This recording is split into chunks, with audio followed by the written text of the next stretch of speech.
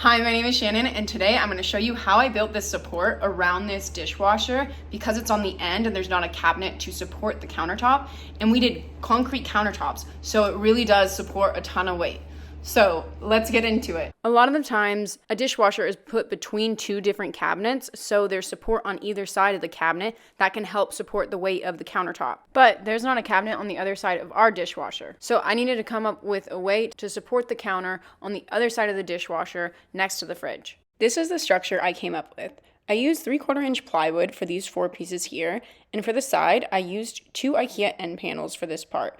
I was originally thinking about using plywood or 2x4s here instead, but if I did that, I would still have to use some trim to cover up the raw wood, so I would have had to buy 2 end panels regardless, so I came up with this idea of using 2 end panels here instead, so it's extra strong and it also looks good without the trim work. So first I measured out my pieces on a piece of plywood, and you definitely don't need it painted. I am just repurposing this 3/4 inch plywood from somewhere else since plywood is expensive. I cut 4 pieces of plywood, all at 5 inches wide by 24 inches long. The width doesn't really matter, but the length does. And 24 inches is the specifications of my dishwasher, and that's a pretty typical standard size dishwasher. But check your dishwasher specifications for the length of these pieces. So I got all of those pieces cut using my table saw, and now we can start installing them. But before, I need to make sure everything's out of the way. And this bar that comes with Ikea was in the way, so I'm just getting that out of the way first. And now I can attach the pieces on this side by just drilling through the cabinet into the piece of wood and then just fastening them with screws. The second plywood piece I'm adding here for extra support for the countertop. I attach this back piece into the wall and I put 2 screws into each wall stud that it hit. Also, make sure that it's level while you're doing this or else your countertop won't be level later. Also attach this piece the same way I attached the other top piece. And I think I used either 4 or 5 inch long screws for this.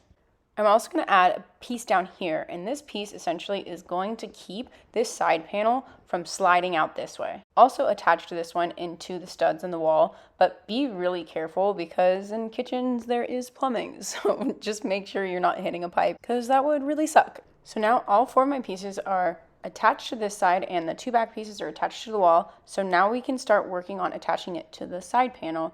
But first, let's cut the side panel. I found that the best way to get an accurate measurement was to just measure from the wall to the front of the cabinet on the top and on the bottom, since our floors aren't very level or square. And transfer those measurements to the top and bottom of the side panel, and then create a straight line between those 2 measurements and cut there using a circular saw. But make sure that you add painter's tape down because this prevents tear out, and since this is going to be a finished product, you want it to be as perfect as possible. I'm only cutting 1 panel at a time right now, but if I were to do it over, I would clamp the 2 pieces together first and then cut them at the same time so they're both exactly the same.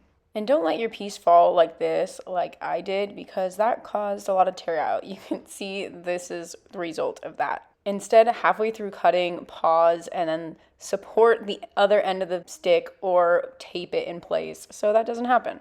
Put those panels in place just to make sure that the cut aligns with the wall properly. And I forgot to record it, but I actually screwed the 2 panels together. Just that will make it easier later. As you attach the supports to this panel, they don't separate as you're working on them. And to attach all the plywood pieces to this side panel, I used L brackets for all of these because you can't screw through the outside of the panel into the wood or else the screws would show.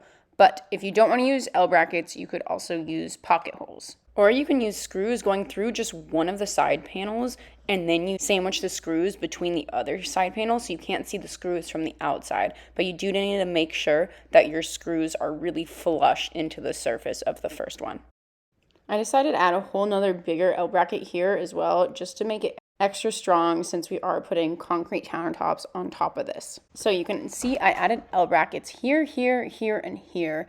And I'm going to add 1 more on the ground in this front corner to keep this front corner panel from sliding out sideways. First, I made sure that this panel was going exactly straight up and down. I added pilot holes into her concrete floor using a concrete drill bit and on my hammer drill setting on my drill.